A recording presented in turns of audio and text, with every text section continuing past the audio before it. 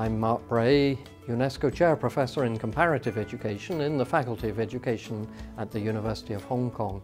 My particular research area is shadow education, private supplementary tutoring outside schools. The shadow system of extra lessons copies the regular schools, and more significantly, as the curriculum changes in the schools, the curriculum will change in the shadow, in the private tutoring. Shadow education is becoming a worldwide phenomenon. It's been stronger in some parts of the world than others, in Hong Kong, in Japan, in Korea, typically in East Asia. In Hong Kong, it's already become very large. Our numbers are saying that 54% of grade 9 students are receiving shadow education and 72% of grade 12 students are receiving shadow education. That's a very large number, and it's of great importance to the lives of families, of young people, and even schools. So comparatively, it's important to look at this around the world and to see what lessons can be learned about it.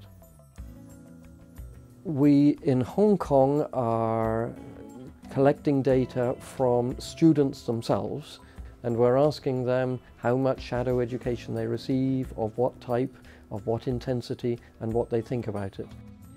We begin with the students, then we go to the teachers.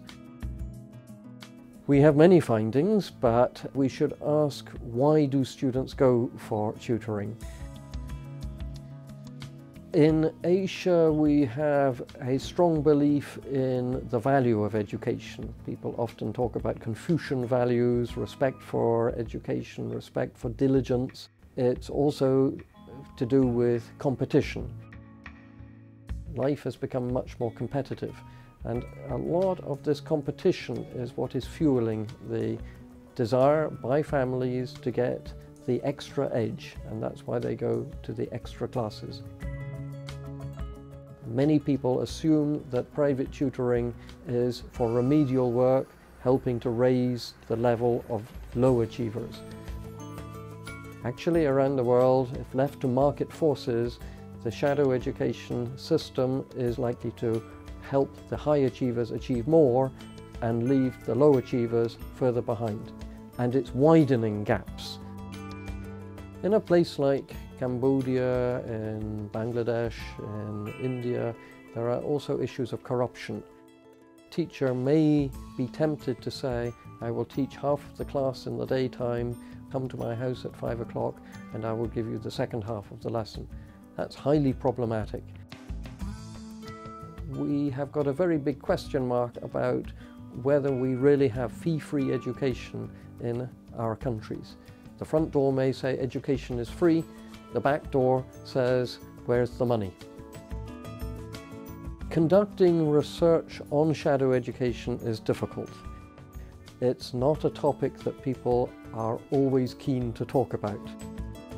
I was a tutor in a tutorial school when I graduated. I have been teaching English for 4 years.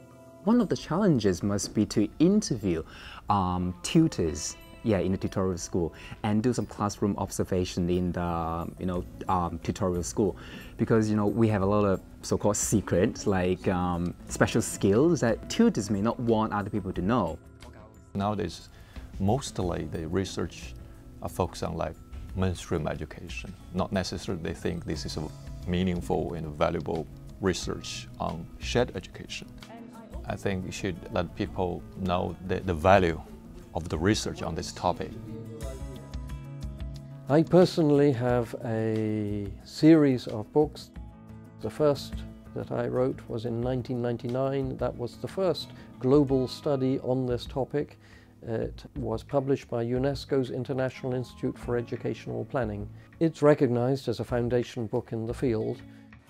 When it was published, the profession didn't recognize the significance of shadow education in the way that they do now. But as the shadow gets bigger, then the local authorities, the school authorities, have to take account of it. So the one that I published 10 years later has had, in a way, even bigger impact. That one has been translated into 18 languages. People around the world are saying, this is important to us. We want to have this comparative material in our language so that we can show that this is not just a local problem. I think we can say that Hong Kong U is a leader and possibly the leader globally in this topic. We have a global reach. This is done under the framework of the Comparative Education Research Centre.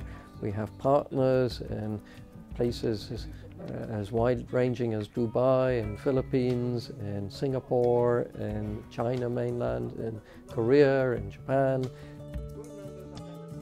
We are showing that the agenda is huge and we are moving on it step by step. As more researchers come into the domain, bringing their own conceptual training, quantitative, qualitative, from backgrounds of economics or psychology or sociology, we are greatly improving the knowledge base.